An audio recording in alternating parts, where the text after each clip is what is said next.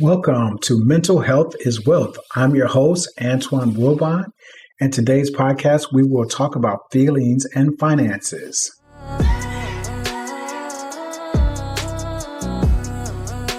Today's podcast, we will be talking about feelings and finances. And we want to talk about how your feelings impact your finances and how you can differentiate your feelings and the effects that it has on your finances. And I wanted to just go over 7 points today about our feelings and how they impact our finances. The first one is fear stops us from moving forward. Fear is a very powerful emotion that both serves and hurts us. It can protect us from danger. It can also prevent us from trying something new. It causes some people to only see negative outcomes, or stops people from saying yes to goals they have worked diligently to achieve, like retirement, because they are scared of the unknown. The best defense against fear is to admit that you are scared and ask yourself why. Once you shine a light on your fears, they tend to lose power as logic and good planning takes over. And so a lot of times, we are afraid to do things new, or we're afraid to fail. And it affects our finances in that way, because what if you're a person who has never been organized and you say, oh, well, I want to be organized, but it's hard at first. And then you feel like you're making more of a mess of it. So you kind of stay the same that you always were, which without having a structured budget to follow, to actually carve out space for your goals and to also rectify any financial problems that you have in your life. If you're not going after it because you're afraid to fail, then you're going to be stuck in the same place. So it's one of those things where, like, if someone says they want to start a business, but they have to figure out to come up with the finances or how to do the hard work and also to take the day-to-day failures that come with having a business. And it's like you have to face the fears in terms of just saying them out loud. And sometimes you might have to take smaller steps at things. So if you say you want to work on your finances, you might say, well, you know what? I'll start out with just writing down everything that I pay monthly. And then you put it on a spreadsheet or a sheet of paper and you put them down and you say, this is how much I pay. And then you create a budget that way. And you figure out things that you don't need to do anymore, things that you want to do. And then you add those to that list. And then you start working off of that budget list. And you start looking at things that you unnecessary spending. And so those are ways that you can actually go towards fear in a way to embrace the goals that you're trying to set. That is, walk towards the fear, because it can't do anything to you. It's just thoughts that's in your mind, because it's just in your head. So what you have to do is just face it and just take baby steps sometimes. The other thing is that fear is part of a warning system for us, is that things may be hard. And so it's just your body and your mind trying to protect you from something that might be harmful to you. But a lot of times these things aren't harmful to you. They're just things that you have to face. Number 2, fixing boredom with a shopping spree is how some people cure boredom, whether they head to the mall in person or go online. Some even go with the intention not to spend a dime and just plan to window shop and browse. But all too often, they pull out their credit card to buy something to help alleviate boredom or loneliness. Both are normal feelings, but shopping doesn't really solve the problem long term. Instead, think of better, more productive ways to occupy and fulfill yourself, such as joining a sports league or a book club to help socialize and meet others. And that's one thing that I think that I can recall back, like when there was like this motto that was going around in the 80s, like, I shop, therefore I am, or the way to show wealth is to have a lot of material items. And I think a lot of times people have let shopping become a part of your lifestyle. And thing with shopping is it's a good stress relief for some people, but how much stress and boredom do you want to alleviate by going shopping? I think the thing that a lot of people should try to do is that they should try to fill that void in their lives, the things that have nothing to do with shopping. It has nothing to do with spending money. A lot of times you want to start doing things that are special interest to you, things that you've never done before, whether it's going hiking, working out, doing something, volunteering your time, being involved with things that are a little different, such as, like I said, a book club or a sports league, or volunteering your time. And those things will also reduce boredom. And then also meeting new people, doing different things. And that's another way to control your spending, and that kind of like agitated way of like, I need to go do something. I need to like fill this void. And shopping will kill your budget if you're trying to save money or get ahead of the game in terms of like your wealth building. And third, anger. Anger leads to like, I deserve this. Anger can be a scary emotion.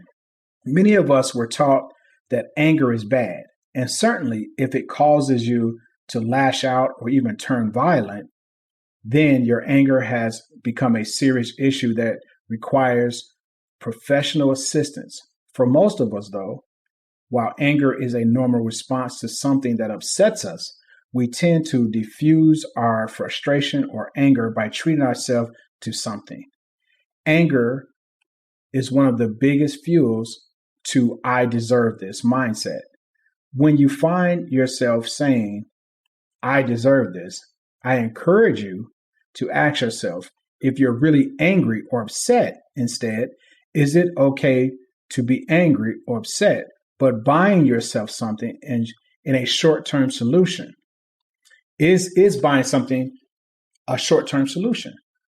Truly addressing your anger or frustration is the better answer. So I've noticed a lot of times, even with myself, is that what I used to do is that when I was upset about something, I would maybe take myself out to eat. I would buy myself a new pair of gym shoes, or I would go out and just spend money on something to like make myself feel like I can escape why I'm angry and not deal with it. And so the bigger picture is that I had to actually learn how to look within and to be like, it's okay to be angry. And anger is an emotion that we have, but it has no bearing on me spending money or treating myself every time I'm upset about something, or going to buy dinner or going to buy ice cream or doing something like that. It's like I had to get away from using outside things to diffuse my anger. I had to actually deal with myself from the inside out. And that was a good way for me to actually deal with who I am and what I'm trying to do with myself in terms of dealing with my anger, to the point where I'm able to be comfortable with being angry, but I'm also not using something outside of me to actually deal with it. So that's another way that, you can use, to cut down on spending money when you're upset or treating yourself when you're upset. 4, agreeing with envy and playing keep up. Envy is one of those emotions that we don't like to discuss. It paints us in a poor light, so we pretend that we've never felt envious of someone else. But I suspect almost every single one of us, myself included, has felt a pang or two of envy at some point in our life. What really matters is how we respond to those feelings. Many respond by trying to keep up, or worse, outdo, to turn the tables and make them envious of you. Some even go as far to spend money on things they care very little about, just to impress or gain approval of others, leaving them with little money for things that truly matter. It's better to admit, even if just to yourself, that you're envious, and use it to motivate you to work harder to achieve your goals. And I know that is the phrase that people always used to say, is that it's a way of like keeping up with the Joneses. And I think that the keeping up with the Joneses has permeated the whole American culture, is that we're constantly trying to stay in this light of I'm doing okay or I'm doing better.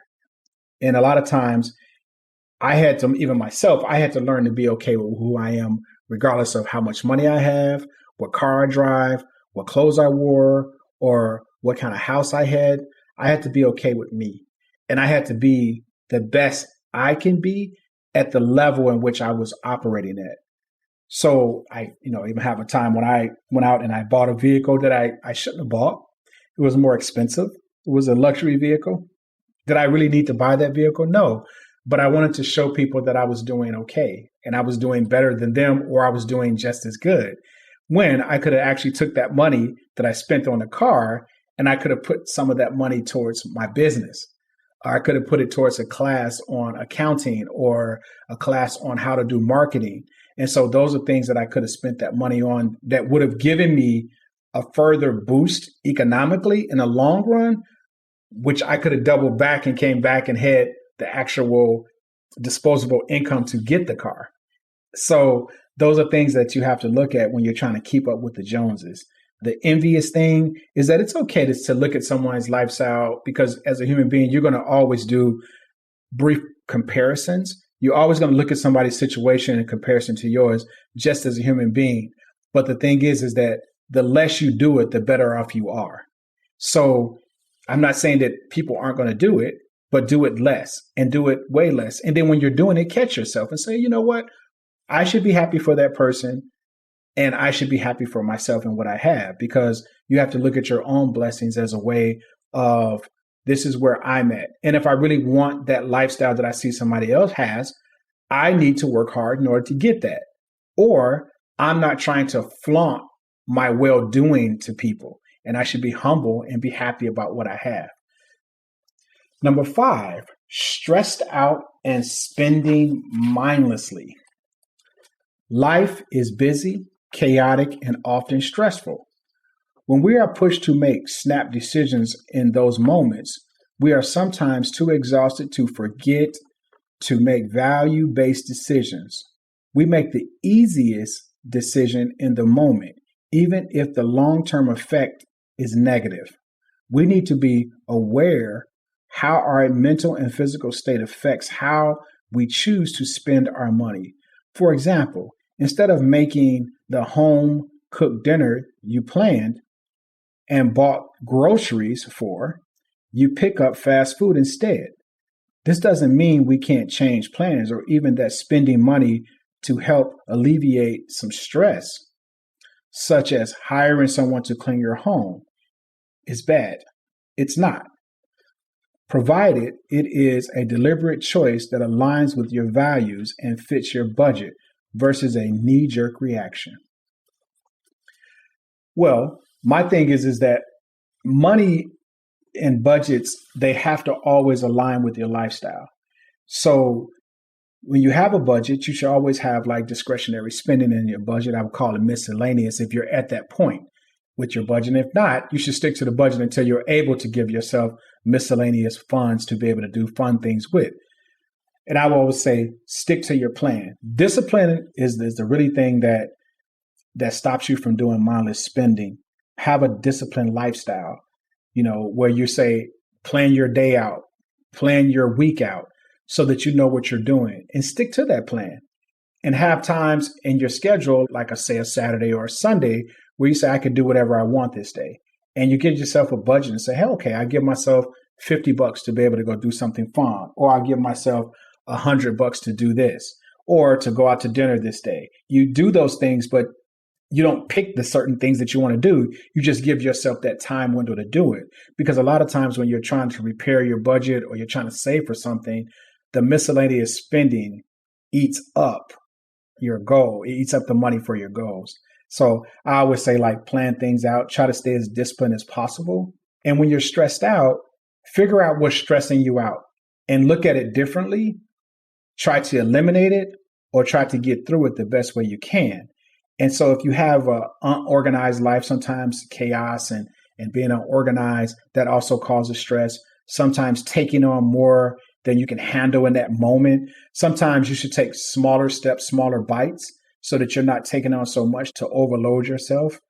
Also ask for help. And it's okay to ask people to help you, because that's the previous podcast. And this one is being vulnerable and asking people to assist you with things that you're not good at and then learn from them. Those are good ways to just keep that stressed out, mindless spending down, is to just be disciplined. ask for help, and to kind of like plan out your days and weeks in advance. Number 6, happy to spend. We don't always realize that positive emotions can have a negative impact on our financial health too. Somehow, can happiness be bad financially? After all, isn't money happiness something we all seek? I do believe money happiness is our ultimate goal. However, we are happy, especially when we are celebrating good news. Think of the person who buys everyone a round of drinks because they got a promotion. Again, there is nothing wrong with celebrating good news. Just always make sure it is a conscious choice, not an impulse. And it is in alignment with creating your ideal and thus happy life. Well, the happy to spend, it's the thing of, I think a lot of times, and I can speak for myself, is that when I started to make more money being an entrepreneur, I was always the one who picked up the tab because I was always like wanting to let people enjoy my good fortune. And I thought that that was my way of sharing with people, but it became a thing of, I started to do it to the point where it became a part of my socialization with people. And I thought it was unhealthy for me because I started to lean so much on sharing that no one ever took care of me. And so I had to like cut out that part of like just always trying to do for people, like showing them, hey, if you do this way and you do this and you'll have extra money and your life will be this way. But that's something that I had to stop to do. And I had to say, you know what, if I'm going to have a relationship with people, it has to be reciprocal. And I can't buy happiness for people. People just have to be happy and fight for their own happiness. Like I'm trying to fight for my own happiness. And I can't run around here spending money and doing things for people just because I have extra money. That was something that I had to learn, is that happiness is sometimes not even just like the actual emotion of like being happy with the smiley face and jumping around. Sometimes I had to learn that happiness was just being quiet, peaceful, and content with who I am. And it didn't involve money. It didn't involve me treating people to dinner. It didn't involve me buying people things. It just was me being happy and content and working towards who I wanted to be. And if I can share that part of myself with people, it was worth more than sharing money. Number 7, love to say yes. Every parent can likely relate to this one. We love our kids and we want to give them everything their hearts desire. So we say yes to everything they want, whether we can afford it or not. Beyond the risk of entitled kids, you are also jeopardizing your family's financial foundation, which subsequently puts your children, who you love so deeply, at risk. You should never feel obligated to spend money on someone to prove your love, whether it's your kids, spouse, family members, friends, or boyfriend, girlfriend.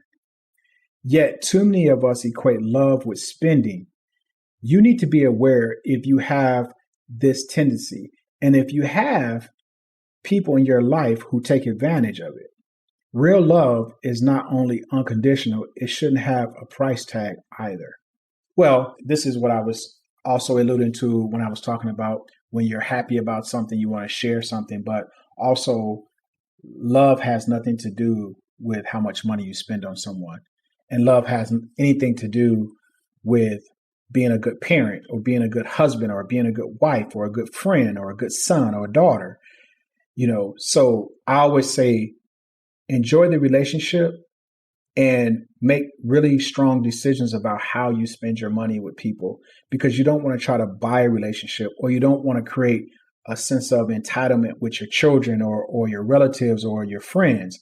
You want to be able to have that relationship on a solid foundation of like admiration of who you are together. And that money has nothing to do with that. And so these are just like 7 things I just wanted to share about feelings and finances that I had to work on. It took me years to separate my ideology of my feelings and how I operate with money. And I had to understand that, yes, I have feelings, but feelings aren't me. And feelings aren't my finances that I have worked for. to create a better life for myself, I had to separate my feelings and I had to actually have a operating budget for my business. I have an operating budget for my personal life. And I had to stick to those things. So even if I got mad at somebody that I did a contract with, or I got upset, I couldn't make rash decisions and say, oh, I don't want to do business with you anymore, because that quick to anger feeling of doing business with them could hamper my business by pulling my business away. I might have had a momentary issue with someone that I do business with, but I can also resolve that. I can look at my anger and I can collectively make a smart decision that does not impact my company long term. It's the same thing as how I look at my finances with my family. It's like, no matter how much I'm getting better at earning more money and building a better life for my family, I also have to keep myself at the point where I'm still dealing with the actual relationship and not throwing money at situations. It's okay for your family to live comfortable, to be able to do nice things, but it's also smart to watch your money so that you can plan for the future, in terms of legacy money, in terms of your children, your grandchildren, and your great grandchildren. And these small dollars that we spend on all these different emotions and feelings and things that we do, they impact money for your last name and your great great grandchildren, and also yourself in retirement. So I would say, look at your feelings, because you would be surprised how much your feelings affect your emotions. Sometimes feelings affect who you date. Sometimes your feelings affect how you treat people. And that's all intertwined with how you spend your money and how you look at people in terms of finances. Because sometimes people won't date someone because they think they aren't making a certain level of money. So you may miss out on a person that's a really great person who's ambitious. They're just not where you think they should be. So always look at your feelings and look at how they impact how you spend your money. I want to thank you for joining Mental Health is Wealth podcast. I hope that you got a little nugget of information from this show, and hopefully you have a great listening adventure. Thank you.